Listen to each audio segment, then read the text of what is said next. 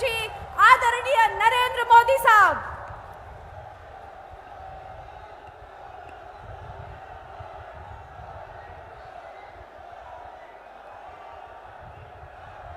भारत माता की, भारत माता की, भारत माता की।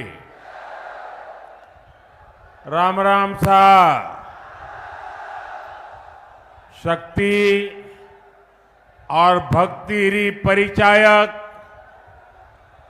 चैत्रीय नवरात्रा रे चौथे दिन माता कुष्मांडा रे स्वरूप ने मारो कोटि कोटि प्रणाम। बाढ़ाणे और जैसणे रे वासियों ने मारी गणे मानसू।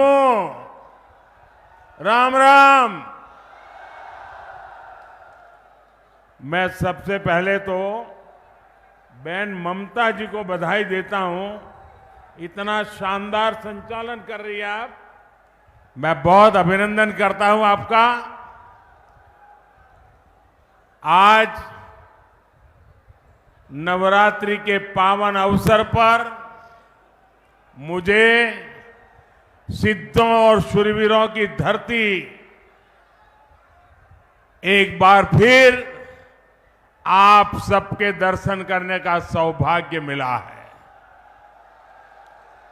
ये वो धरती है जिसके वीरों की कहानियां आज भी सीमा पार खौफ पैदा करती है।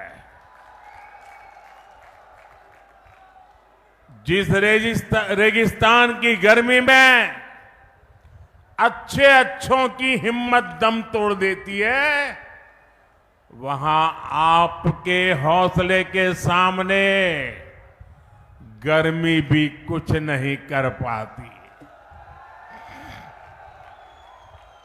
ये जन सैलाब, ये जन समर्थन बताता है बाड़मेर की जनता बीजेपी को भरपूर आशीर्वाद देने का संकल्प ले चुकी है।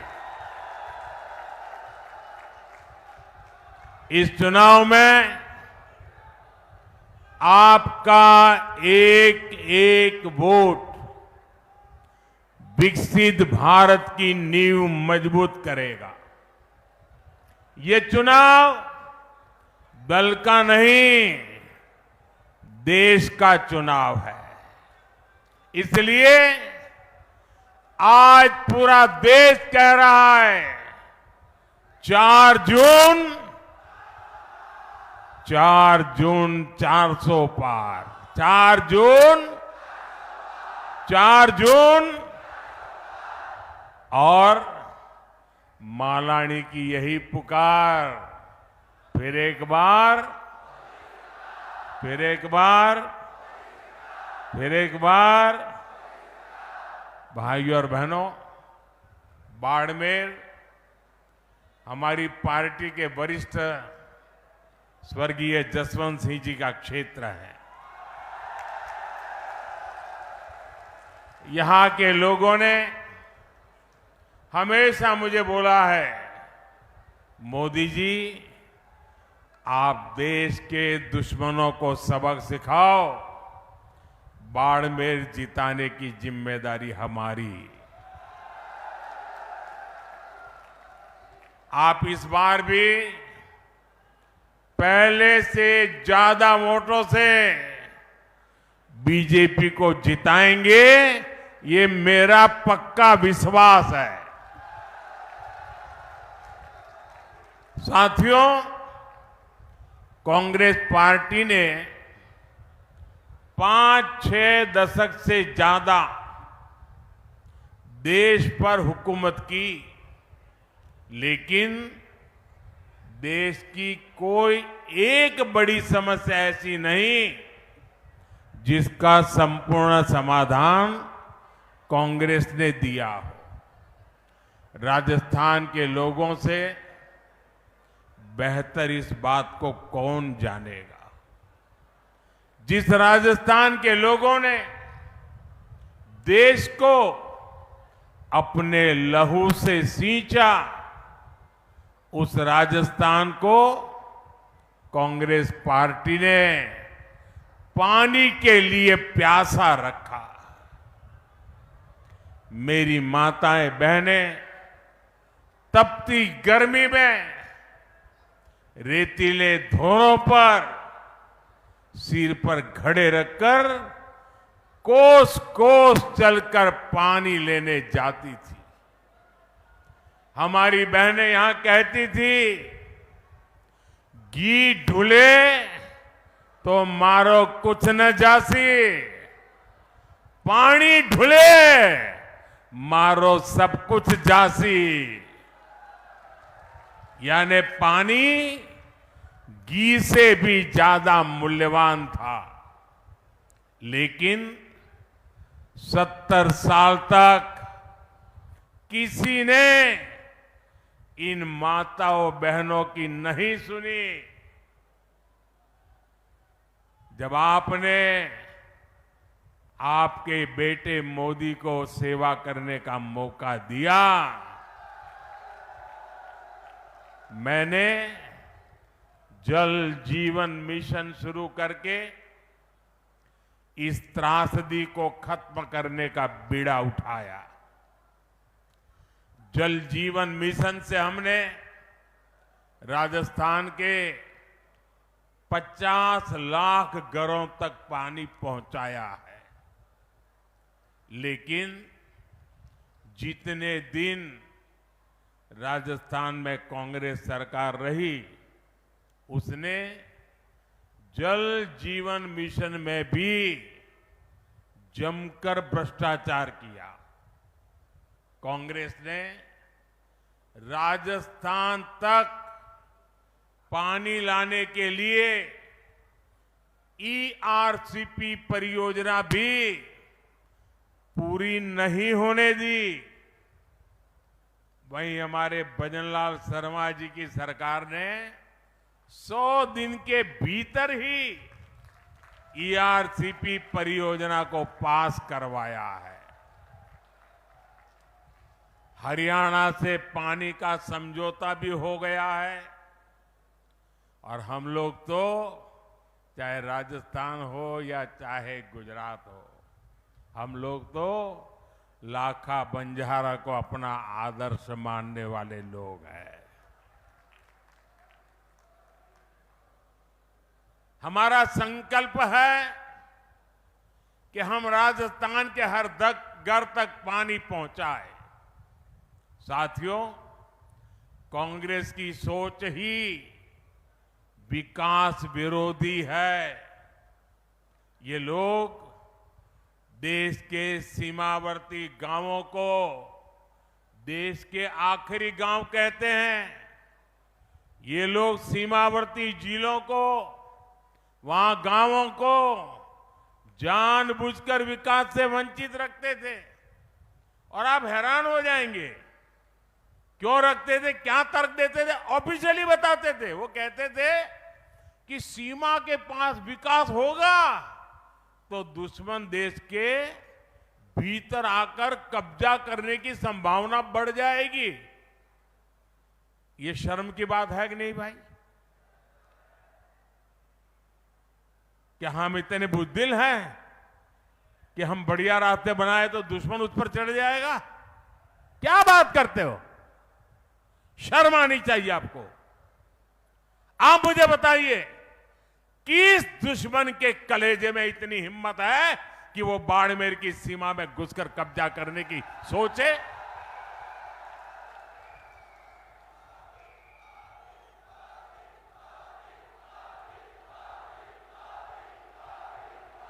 है हिम्मत किसी में?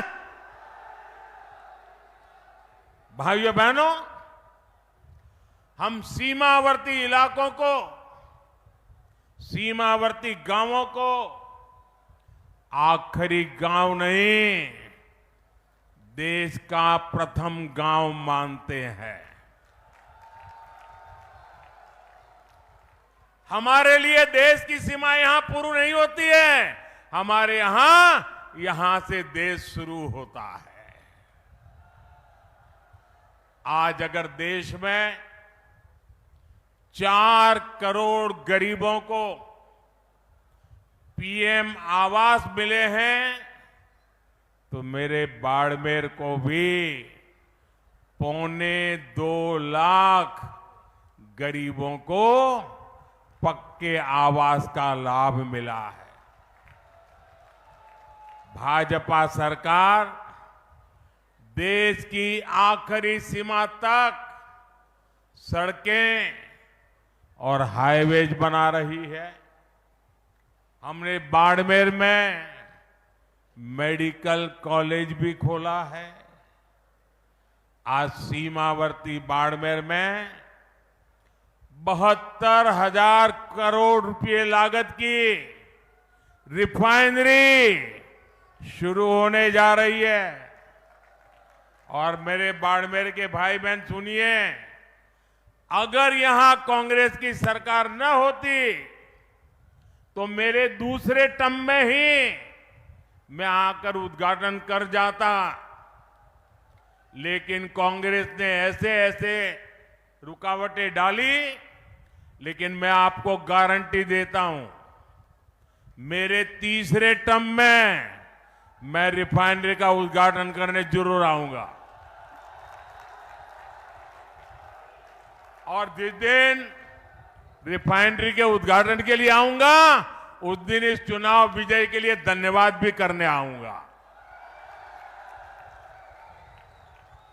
आने वाले समय में इस इलाके में रोजगार के अवसर पैदा होंगे, युवाओं के लिए नए रास्ते बनेंगे। मेरे बाड़मेर के भाई बहन जो पुराने लोग हैं, वो जब मेरी ये बात सुनते हैं तो उनको लगेगा या ये संभव है, ये होगा क्या? स्वाभाविक है कि ऐसी मुसीबतों में उन्होंने जिंदगी गुजारी है। यहां से पलायन होना बहुत स्वाभाविक था। मां बाप भी बच्चों को कहते थे, भाई कहीं और चले जाओ, यहां रह के क्या करोगे, वो दिन थे। ऐसा ही हाल कच्छ का था। मैं गुजरात का अनुभव बताता हूं आपको। कच्छ का भी हाल ऐसा ही था, लेकिन 2001 के भूकंप के बाद गुजरात के लोगों ने मुझे सेवा का मौका दिया। आज पूरे हिंदुस्तान का सबसे तेज विकास करने वाले जो जिले हैं, उसमें आज कच्छ जिला पहुंच गया है। मुंबई में जमीन की जो कीमत होती है, वो कच्छ की जमीन की कीमत हो गई है। अगर कच्छ बदल सकता है तो बाड़मेर बदल सकता है कि नहीं बदल सकता है? बदल सकता है कि नहीं बदल सकता है? मैं ये करके आया हूं और इसलिए मैं गारंटी देता हूं, ये भी मैं करके रहूंगा। यहां के एयरपोर्ट में भी पिछली सरकार ने जमकर रोड़े अटकाए थे। अगर कांग्रेस ने बेवजह ब्रेक न लगाया होता तो यहां का एयरपोर्ट 2 साल पहले ही चालू हो जाता। साथियों, कांग्रेस ने जिन लोगों को दशकों तक नहीं पूछा, मोदी उनको पूजता है। हमारे आदिवासी समाज के बच्चे आगे बढ़े, इसके लिए हम एकलव्य मॉडल आवासीय स्कूल खोल रहे हैं। आदिवासी समाज को सिकल सेल एनीमिया से मुक्ति दिलाने के लिए हम अभियान चला रहे हैं। भाजपा ने आदिवासी समाज को सम्मान दिलाने के लिए देश को पहली महिला आदिवासी राष्ट्रपति दी है।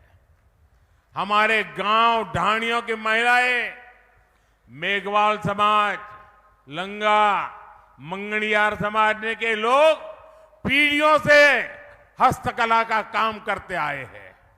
भाजपा ने पहली बार उन्हें आगे बढ़ाने के लिए पीएम विश्वकर्मा योजना शुरू की है। अपनी मेहनत से रेत में भी फसल उगाने वाले यहां के किसानों को भी कभी किसी ने नहीं सराहा। आज हम किसानों के सीधे उनके खातों में पीएम किसान सम्मान निधि भेज रहे हैं। किसानों की आय बढ़े, इसके लिए हम मोटे अनाजों को, श्री अन्न को पूरी दुनिया में प्रमोट कर रहे हैं। ये हमारा बाजरा कोई पूछता नहीं था, सिर्फ हम गांव के लोग खाते थे। आपको जानकर के खुशी होगी, अभी मैं जब अमेरिका गया तो अमेरिका ने राष्ट्रपति ने अपने घर में व्हाइट हाउस में बड़ा भोज रखा था, लेकिन मजा देखिए, उस भोज में जितनी चीजें खाने के लिए बनाई थी वो हमारे मोटे अनाज में से बनाई थी। हमारे बाजरे, हमारा ज्वार उसमें से बनाई थी। दुनिया में जो मेरा छोटा किसान पानी के अभाव में खेती करता है, मोटा अनाज पैदा करता है, मैंने दुनिया को समझाया है ये मामूली अनाज नहीं है, ये सुपर फूड है, सुपर फूड। आपकी सेहत के लिए उत्तम फूड है। और मैं दुनिया में आपके किसानों के द्वारा बनाई ये बाजरा ज्वार दुनिया में बेच रहा हूं। दोस्तों, मूंग का समर्थन मूल्य भी आज जितना है उतना कभी नहीं था। मोदी आपके सुख दुख में आपके साथ है, क्योंकि आपके सपने ही मेरे संकल्प है। साथियों, एससी, एसटी, ओबीसी भाइयों और बहनों के साथ दशकों तक भेदभाव करने वाली कांग्रेस आजकल एक पुरानी रिकॉर्ड बजा रही है। जब भी चुनाव आता है, संविधान के नाम पर झूठ बोलना ये इंडिया अलायंस के सब साथियों की फैशन बन गई है। वो कांग्रेस जिसने बाबा साहब के जीते जी उन्हें चुनाव हरवाया, जिसने बाबा साहब को भारत रत्न नहीं मिलने दिया, जो वो कांग्रेस जिसने देश में आपातकाल लगाकर संविधान को खत्म करने की कोशिश की, आज वो मोदी को गाली देने के लिए संविधान के नाम पर झूठ की आड़ ले रही है। ये मोदी है जिसने देश में पहली बार संविधान दिवस मनाना शुरू किया। ये कांग्रेस वालों ने संविधान दिवस मनाने का विरोध किया था। पार्लियामेंट में भाषण है उनका। क्या बाबा साहब का ये अपमान है कि नहीं है? संविधान का अपमान है कि नहीं है?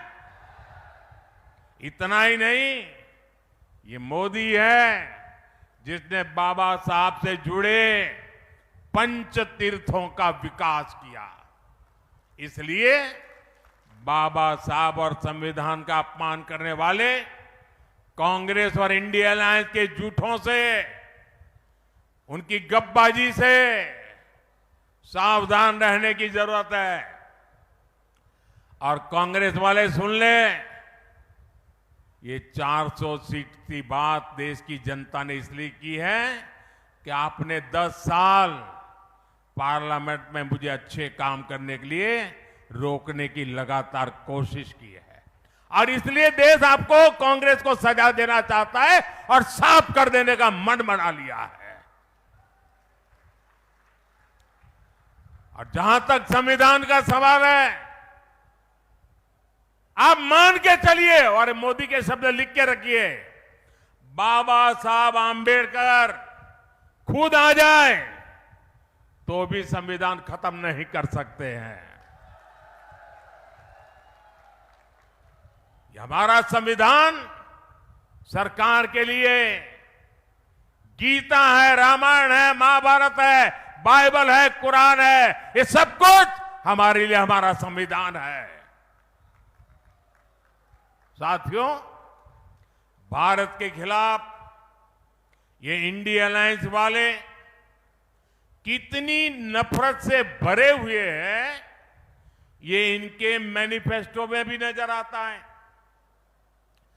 कांग्रेस के मैनिफेस्टो में तो बंटवारे की गुनहगार मुस्लिम लीग की छाप नजर आती है। अब इंडिया अलायंस में शामिल एक और दल ने देश के खिलाफ बहुत खतरनाक ऐलान किया है। उन्होंने अपने मैनिफेस्टो में लिखा है, जिस पोखरण की धरती ने भारत को परमाणु शक्ति से संपन्न किया, अब इंडिया अलायंस का कहना है कि हम भारत के परमाणु हथियार नष्ट कर देंगे, दरिया में डुबो देंगे। भारत जैसा देश जिसके दोनों तरफ पड़ोसियों के पास परमाणु हथियार हो, क्या उस देश में परमाणु हथियार समाप्त करना, इसकी सोच ये समाप्त करना चाहता है इंडिया अलायंस? क्या परमाणु हथियार समाप्त होने चाहिए? मुझे सबका जवाब चाहिए। क्या परमाणु हथियार समाप्त होने चाहिए? क्या परमाणु हथियार समाप्त होने चाहिए? मैं जरा कांग्रेस को पूछना चाहता हूं, आपके ये साथी, ये आपके इंडिया अलायंस के साथी किसके इशारे पर काम कर रहे हैं? ये कैसा गठबंधन है जो भारत को शक्तिहीन करना चाहता है? आखिर किसके दबाव में आपका ये गठबंधन हमारे परमाणु ताकत को समाप्त करना चाहता है? एक तरफ मोदी भारत को शक्तिशाली राष्ट्र बनाने में जुटा है, वहीं इंडी गठबंधन वाले भारत को कमजोर देश बनाने का ऐलान कर रहे हैं। माता तनोट राय की धरती के लोग क्या इसे स्वीकार करेंगे? कमजोर देश आपको मंजूर है? शक्तिहीन देश आपको मंजूर है? क्या ऐसा सोचने वालों को सजा देंगे? इस चुनाव में सजा देंगे? कमल पर वोट दबा करके उनको सजा देंगे? और इसलिए पूरे देश के लोगों को इंडी गठबंधन से सतर्क रहने की जरूरत है। साथियों, जिस भारत मां के लिए हम अपने जीवन की परवाह नहीं करते, ये कांग्रेस पार्टी उसे सिर्फ एक जमीन का टुकड़ा मानती है। और इसलिए कांग्रेस के राष्ट्रीय अध्यक्ष राजस्थान की वीर भूमि में आकर कहते हैं कि मोदी ने कश्मीर से 370 हटाया तो राजस्थान से उसका क्या लेना देना, क्या वास्ता? यहां आकर के बोल के गए। ये राजस्थान की राष्ट्रभक्ति पर ऐसा सवाल करने की हिम्मत करते हैं? जिस राजस्थान के वीरों ने सीमा पर कश्मीर के लिए सीने पर गोलियां खाई, उससे पूछते हो कि कश्मीर से क्या वास्ता? इस बाड़मेर के सपूत भीखाराम मुंड ने करगिल युद्ध में अपना बलिदान दे दिया था। और कांग्रेस कहती है कि कश्मीर का राजस्थान से क्या वास्ता? जिस राजस्थान में कश्मीर में जन्मे बाबू साहब रामदेव जी की घर घर पूजा होती हो, उससे पूछते हो कि कश्मीर से क्या रिश्ता? जब कश्मीरी हिंदुओं को उनके घर से खदेड़ा गया था, तब कितने ही परिवारों को राजस्थान ने बसाया था, गले लगाया था। और ये पूछते हैं कि राजस्थान का कश्मीर से क्या वास्ता? अरे उनको पता नहीं होगा, करगिल के लोग ईरान गए थे और ईरान में कोविड की भयंकर महामारी में फंस गए थे। उनको वापस लाना था, कोविड के साथ लाना था, बड़ा संकट का काम था। उनको हिंदुस्तान ला करके कहां रखे? देश को जान करके गर्व होगा, ये मेरे राजस्थान की वीर भूमि है। जैसलमेर में ईरान से लाए गए कोविड के वो सारे लोग जो करगिल के रहने वाले थे, वहां वो माइनस टेम्परेचर में रहते हैं, यहां 35-40 डिग्री टेम्परेचर में महीना भर रहे। जब ठीक हुए तब राजस्थान ने उनको घर वापस भेजा था। ये है मेरा राजस्थान। कांग्रेस भारत को भाषा, प्रांत, जात पात में तोड़ना चाहती है। इसलिए आपको इस चुनाव में कांग्रेस को फिर एक बार सबक सिखाना है। साथियों, कांग्रेस हर उस काम का विरोध करती है जो देश हित में होता है। कांग्रेस हर उस ताकत के साथ खड़ी हो जाती है जो देश विरोधी होती है। आप देखिए, हम लोग देश में, राजस्थान में शक्ति की उपासना करते हैं, माता की उपासना करते हैं, लेकिन कांग्रेस के शहजादे कहते हैं कि वो हिंदू धर्म की शक्ति का विनाश कर देंगे। अरे मेरी माताओं बहनों की ताकत तुम नहीं जानते हो। किसी मर्द को आगे नहीं बढ़ाने पड़ेगा, ये शक्ति को नष्ट करने वालों को ये मेरी माता बहनें ही निपट लेगी। देश में राम मंदिर निर्माण का पुनीत पावन काम होता है, कांग्रेस उसका भी बहिष्कार करती है। और कांग्रेस करती क्या है? कांग्रेस रामनवमी की शोभा यात्रा पर राजस्थान में पत्थरबाजी करने वाले दंगाइयों को संरक्षण देती है। देश में घुसपैठिए आते हैं तो कांग्रेस उनका स्वागत करती है, लेकिन भारत विभाजन का विरोध करने वाले हमारे दलित और सिख भाई बहनों को नागरिकता देने वाले सीएए का ये विरोध करते हैं। मैं आपसे पूछता हूं, क्या कांग्रेस एक भी सीट राजस्थान से जीतने की हकदार है क्या? हकदार है क्या? एक भी सीट बचनी चाहिए क्या उनकी? इस बार तो उनकी सीटों की जमानत जानी चाहिए भाइयों। जाएगी? साफ कर दीजिए उनको, ये सुधरेंगे नहीं। साथियों, 26 अप्रैल को राजस्थान और देश के भविष्य के लिए एक बहुत बड़ा दिन है। और मैं रिफाइनरी के उद्घाटन के लिए जब आऊंगा तब आपको मैं याद कराऊंगा कि इसका महत्व क्या है। भारतीय जनता पार्टी ने बाड़मेर से कमल की जिम्मेदारी भाई कैलाश चौधरी जी को दी है। इसलिए आपको मोदी की गारंटी पर भरोसा करते हुए कमल पर बटन दबाने के लिए प्रार्थना करने आया हूं, आपके आशीर्वाद लेने आया हूं।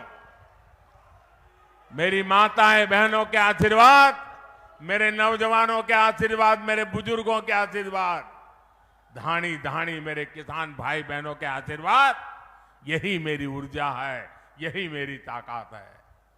चाहे जितनी गर्मी हो, 26 अप्रैल को सुबह सुबह ही कमल का फूल खिलना चाहिए। खिलेगा? और इसलिए मेरा अनुरोध है, पहले मतदान फिर जलपान, पहले मतदान फिर अच्छा, मेरा एक और काम करोगे? जरा हाथ ऊपर करके बताइए, करोगे? सबके सब करोगे? माताएं बहनें भी करेगी? देखिए, पहले तो मैं राजस्थान में बहुत घूमा हूं, सब दूर जाता था, संगठन का काम करता था, इन सबके साथ कंधे से कंधा मिलाकर के काम किया है। लेकिन अब आपने इतना काम दिया है कि मैं सब जगह पे जा नहीं सकता हूं। तो मेरा एक काम करोगे? घर घर जाकर बताइएगा कि अपने मोदी बाड़मेर आए थे और मोदी ने आपको प्रणाम कहा है। मेरा प्रणाम पहुंचा दोगे? हर परिवार में मेरा प्रणाम पहुंचाओगे? हर माता बहन को मेरा प्रणाम पहुंचाओगे? हर बुजुर्ग को मेरा प्रणाम पहुंचाओगे? जब इन सबको मेरा प्रणाम पहुंचेगा ना, तो वो मन से मुझे आशीर्वाद देंगे और वो आशीर्वाद मुझे ऐसी ताकत देगा कि विकसित भारत का सपना पूरा करने के लिए मैं अपनी पूरी ऊर्जा लगा दूं। मेरे साथ बोलिए, भारत माता की, भारत माता की, भारत माता की। बहुत बहुत धन्यवाद।